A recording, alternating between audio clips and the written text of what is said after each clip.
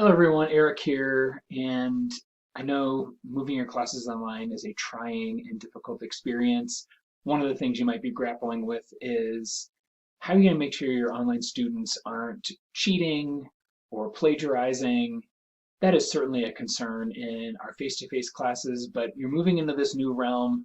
You can't see your students take their exams. You just may feel like you're at a distance from them. And so I wanted to address how you might think about designing the new online class that you're going to be teaching for the rest of the semester to help minimize the chances of plagiarism and dishonesty, and what you can do on exams and homework and quizzes and essays to minimize or even possibly eliminate the worry about cheating and academic dishonesty in general.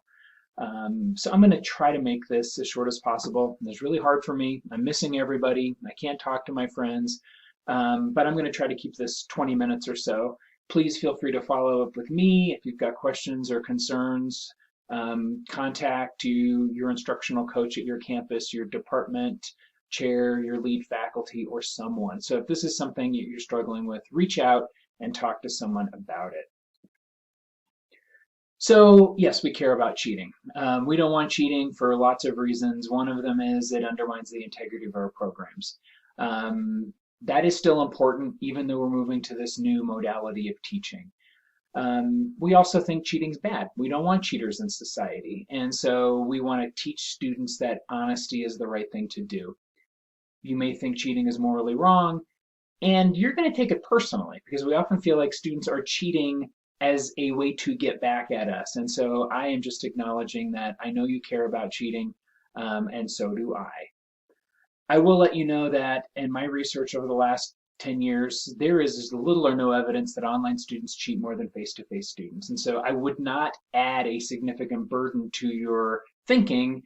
It just isn't the case that there is any evidence that I could find that shows online students are vastly or even significantly more likely to cheat. In fact, I didn't find any evidence at all that online students are more likely to cheat at all. Having said that, cheating is pretty rampant in college and high school to begin with, and so it is probably happening online as well. There is nothing we can do to prevent cheating completely. You know this from teaching face-to-face classes. But we can tweak our assignments, our quizzes, our homework, our exams, our papers to make cheating less likely. And we can also do things just in general with our course that might make cheating less likely. I'm going to talk about some of those things. So in my research, and I have done quite a bit of research on this, there are some factors that promote dishonesty in students. I didn't find any particular demographic factors that are relevant to our students, and plus demographics don't tell us anything about individual students, but some of the things that you might keep in the back of your head: what would motivate a student to cheat? Extrinsic motivation. When they view you, the teacher, as incompetent or uncaring, there's research that shows students are more likely to cheat, which I find very fascinating. The better a student is and able to rationalize the need for cheating, the more likely she is to cheat. That probably correlates with students that are smart and good rationalizers and good critical thinkers because they're able to come up with more reasons. High stakes assessments and performance focused assessments are correlated with cheating, and it's probably not a surprise. If there is one exam in the class that's worth 50% of the grade, and that is their only chance to show you what they've learned, that's a high stakes environment. It may lead to more cheating. A similar situation, and maybe the flip side of that coin, is in classes where there is little or no formative assessment and students aren't getting feedback on their work as they're learning, they're more likely to cheat. And I'll talk about why. Probably has to do with their lack of self-efficacy. They don't know if they know. They don't know what's going to be on the exam. They're having trouble with metacognition, right? They don't know what they understand. They don't know if they're ready. And so they may feel like they need to cheat simply because they don't know if they actually know anything yet, and you can help them with that.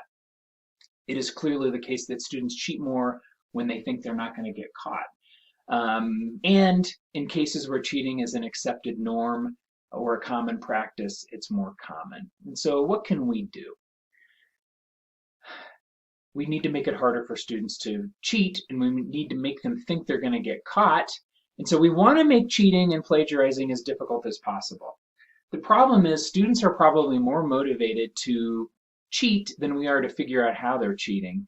And if you haven't, you're locked down, take a little while and skim through YouTube. There are so many videos on YouTube about how to cheat. I'm just not interested in spending any of my time trying to keep up with the latest trends in cheating. I don't think I'll ever be as motivated as my students are. Um, and so I just don't want to get into this arms race. I want to figure out what can we just do on the front end to make students not bother looking at YouTube. When it comes to homework, the first thing is think about the goal. Why would a student cheat on homework? If they think it's busy work, if they don't see how it's connected to their learning, they may want to cheat. Is this for self-assessment? Is this part of the scaffolding to get a student ready for an upcoming summative assessment? If it's meaningful, is it practice for something? Then that's going to tell the student that they should work on it because it's part of learning. And so the more you can let students know that homework is a critical aspect of their learning, they will have some intrinsic motivation because learning stokes intrinsic motivation and they're less likely to cheat. Let students know what counts as cheating. Is it okay if they work together? Can they search the web? Can they use their books and notes? If you're using software for the first time, you're going to want to check it out and see what you can do with the software to lock down cheating. And ask for an honor pledge on homework. I'm going to talk more about that later. More or less, an honor pledge is just asking your student to literally type out, I didn't cheat. This work is my own. I didn't get help from anybody that was against the rules. That actual literal asking the student to tell you they didn't cheat is a significant factor in reducing cheating. And I'll come back to that. I'm sure you're more interested in your exams than the homework. What can you do on exams? You're typically probably giving exams in class. You may actually ask students to go to the testing center in a normal situation. You may be teaching a subject that students could easily cheat if they have a calculator or a textbook or that sort of thing. And so what can you do in an online environment? You'll note I don't have proctoring on here. You may be thinking about that. I'm not going to talk about it. It is a possibility, but I don't think it's the best practice, especially in the situation we're in, because it just adds so many logistical hurdles to you and your student. I think there's so much we can do without going there. Number one, lower the pressure. I don't mean lower the rigor. I mean lower the high stakes performance anxiety students feel when there's an exam coming up. Make sure that they know what's going to be on that exam. Make sure you've given them plenty of time to practice the skills that they're going to need to know and that you've given them feedback on those skills to allow them to do a self-assessment and build their self-efficacy. There should be no surprises on your exam.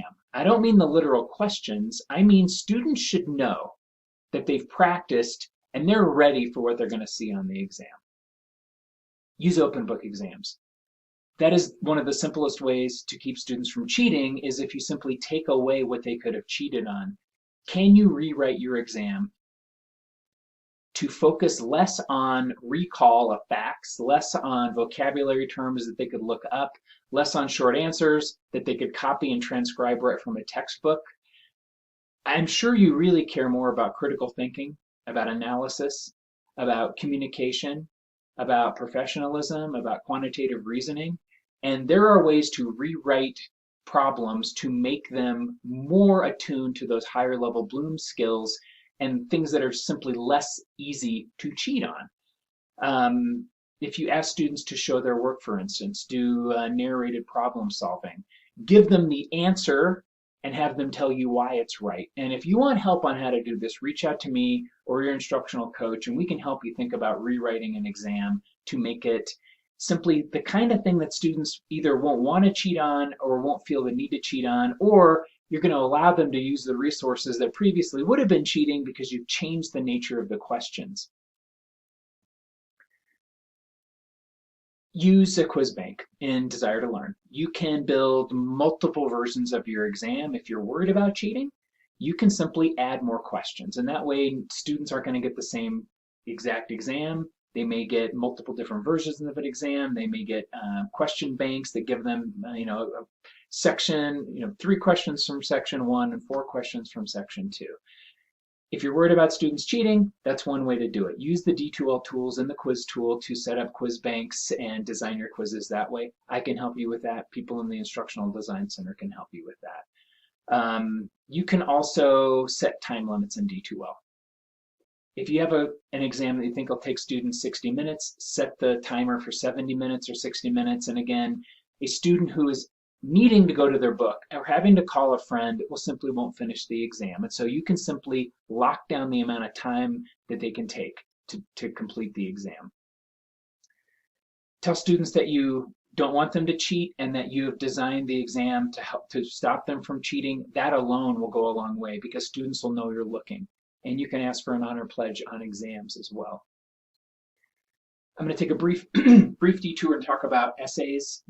You probably don't want your students to plagiarize or misuse sources. I don't think the factors are much different in an online class, but since I'm here anyway, I am simply going to suggest that my advice to you, coach to faculty, friend to friend, is just make sure you're differentiating the misuse of sources from plagiarism. They're related but different, and at least my advice is to treat them differently. Misuse of sources or careless citations is not an attempt to cheat. That's when a student simply fails to use the proper MLA formatting or proper in-text citations. They're not actually doing the protocol properly, but they're not trying to fool you. They're just making mistakes in the way they're citing. That's a problem, and you may want to help a student work on that, but I don't think that's plagiarism. Plagiarism is where a student is literally trying to fool you into thinking that something someone else wrote is what she wrote. That's a bigger issue, and I think one that we can deal with. When it comes to misuse of sources, I'm going to say treat it like a teachable moment. Help students get better at citing. You can help students by working on a bibliography and that sort of thing. You can use an online discussion tool to do peer reviews. You can let students peer review their sources, their bibliographies, and that sort of thing. You can also simply ask students to use an online tool like the online writing lab at Purdue. It's a great place to help students figure out citations and other things. And there are also tools that your students are probably already using like EasyBib, which simply create the citations for them. If you really care about citations and research, and you would have typically taken your students to the library, for instance, you can create a screencast. I'm doing some WebExes on screencast, or certainly reach out to me, and you can simply do what my teaching partner Carrie Mitchell does in our online class. We have all of our online students do research, and they have to learn citations, both formal citations and in-text citations. Carrie creates a screencast. She shows them how to go to the library. She shows them how to use EasyBib. She shows them how to use the databases, and that is a great way to help your students learn the tools so they won't make as many mistakes. When it comes to plagiarism, you're probably already doing this. Make sure students know that it's wrong. Help them with plagiarism tutorials that are online that you can find. And my number one suggestion here is simply to move away from the boring essay that they can find online or that would be easy to be able to hire someone to write. Come up with an interesting topic for your paper. Change the genre, change the audience. Feed in something about current events. Make it more about the specific things you're working on in class. Come at it from a unique perspective. Anything you can do to make it more unique and more interesting will make it, one, less likely the student's going to want to plagiarize it. Two, it'll make it harder because it'll be harder to find that in an exam or a paper bank somewhere, and it'll be a lot more fun for you to grade. And so I can't say enough about this. I think this is a critical aspect, and I would love to help you work on this with your essays. All right, I'm 14 minutes in. I'm going to keep going. We talked a little bit about just making it harder for students to cheat on homework, on exams, and on papers. What about some of these other factors? How do we actually promote honesty? If we can move students from an extrinsic motivation to an intrinsic motivation, that goes a long way. I mean, what the research shows is students cheat more in the freshman year of high school than senior year, and they cheat more as freshmen in college than as seniors in college. And they cheat more as seniors in college than they do as grad students. And the reason is probably pretty simple. The farther you go in your career through college, the more you actually care about what you're learning, and the more you realize that cheating is actually cheating yourself, right? I mean, you don't learn when you cheat. And so if you can stoke that intrinsic motivation, Can you actually, talk about things that are relevant to them, their majors, who they are? If you can give students some choices and some autonomy in crafting an assignment or blending it into what they care about, that may help you minimize cheating. In an online class, especially if you want to promote honesty, you got to help a student realize that cheating is not necessary or acceptable, and you have to help students with their self-efficacy. Set realistic standards. This is a presentation that I've given many times. It's true all the time. It is especially true in this last 6 weeks of this crazy semester. Have reasonable standards for what you and your students can accomplish. Allow students to practice, give them feedback so they know what they know and what they don't know, and they can actually assess what they need to keep studying. Make sure you're building in more formative assessments and more touch points than you think you need compared to your face-to-face class. And I'm going to just say, let students know that cheating is lying. If you can evoke that moral sense in your students, I'll talk about that in a minute, that can go a long way to minimizing cheating. How do you help students know what they know? And how do you let them know that they don't need to cheat because you've allowed them to practice the skills that they're going to need? Just a short detour to talk about growth and fixed mindsets. I know you've heard about Dr. Carol Dweck and her stance on fixed versus growth mindsets. In a nutshell, fixed mindsets are when students think that intelligence is innate, and there are smart people and dumb people, and some people are good at some things and some people are good at other things, and there's really nothing you can do about it.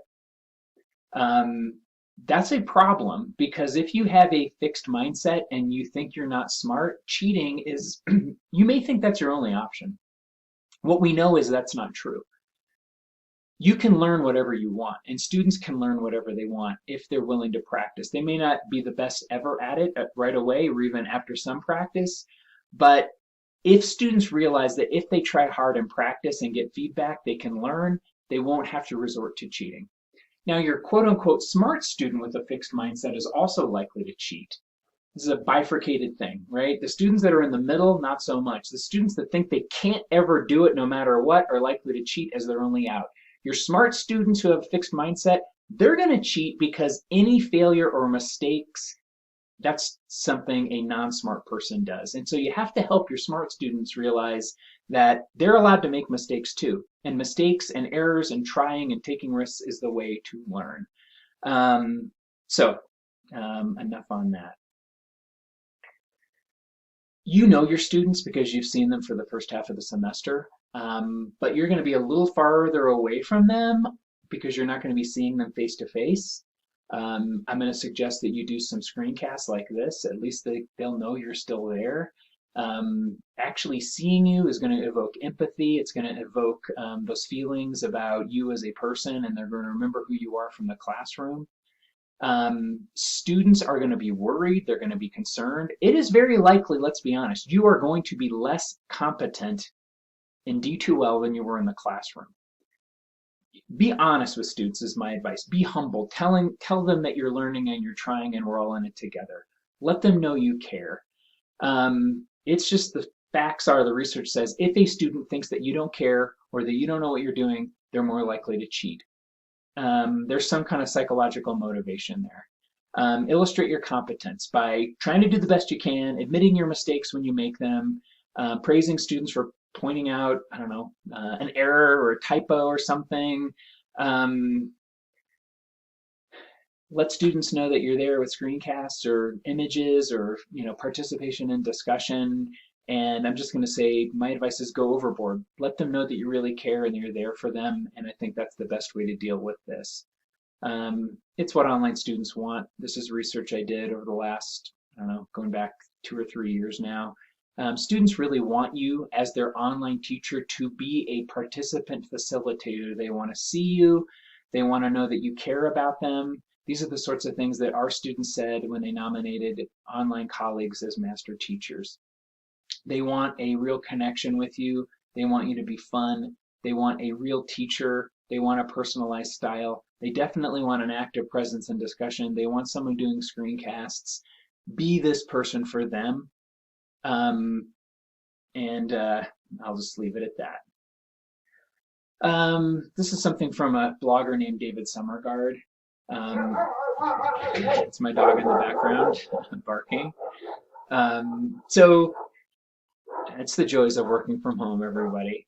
Um, let your students know that cheating and plagiarizing is lying, and that when they do it, they're doing something morally wrong.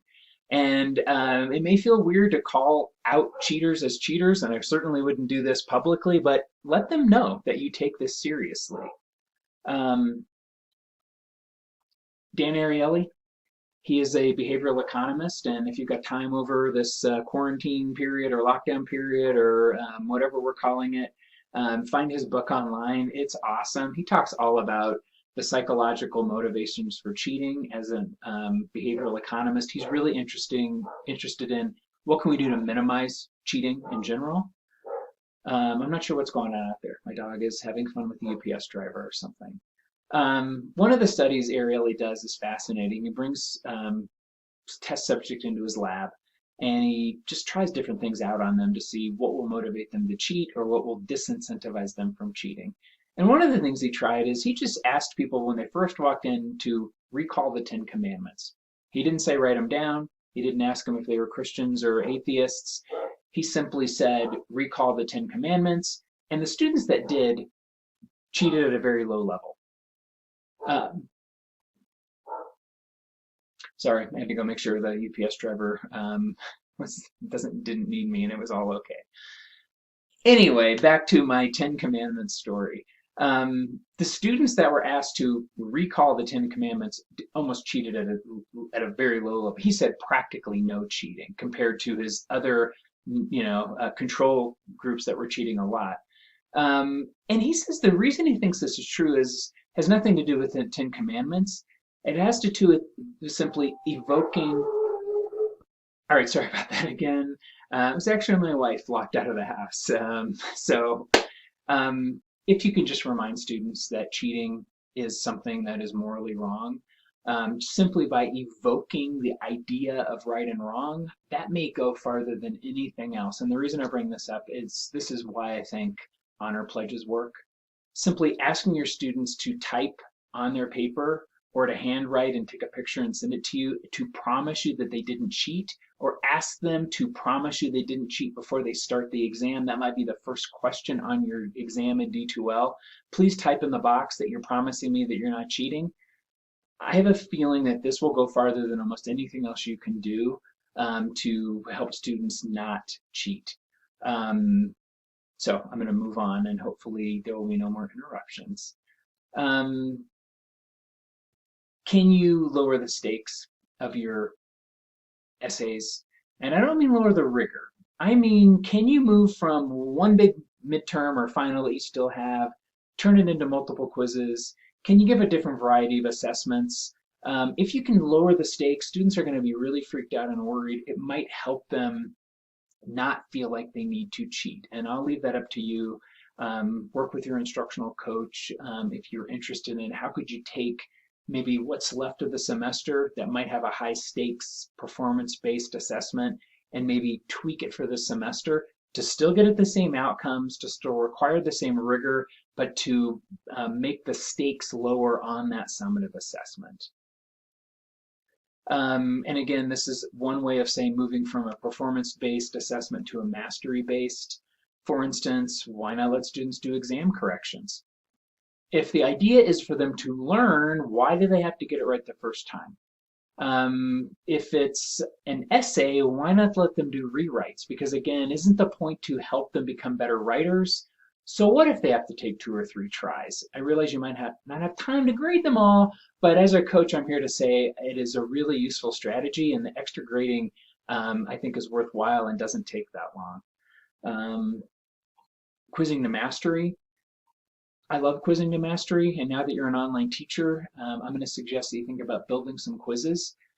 You may, if you take my advice, take all of those multiple choice questions, those fact questions out of your exam, build them into quizzes, and simply tell your students it is your job to master the content.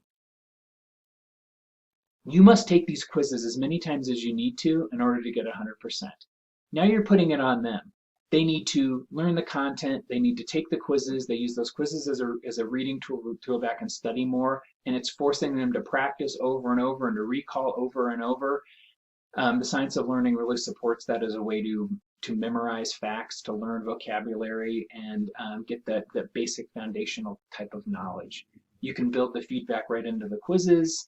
You can also use the quiz to mastery as a jumping off point for other things in your class. This helps your ability to do formative assessment, to see which questions are students struggling with the most, do mini lectures on those things. So I'm a huge proponent of quizzing to mastery as a study tool for students, but also as a way to really help students learn. And if you do this, it may open up opportunities for you to recast your summative assessments into some other format.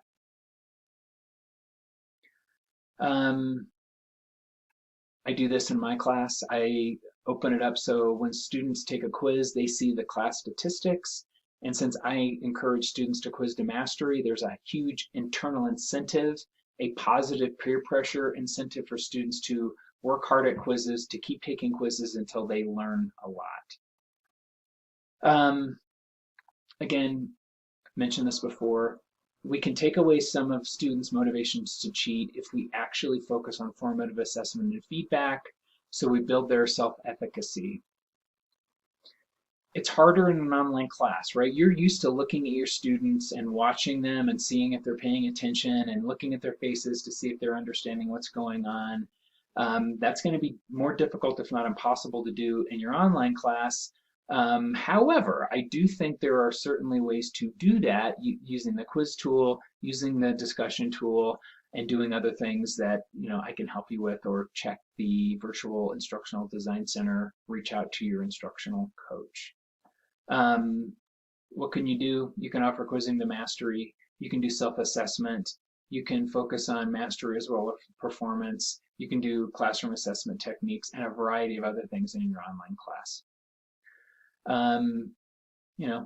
When you actually watch students learn and give them feedback on their homework, for instance, you're really valuing the learning process.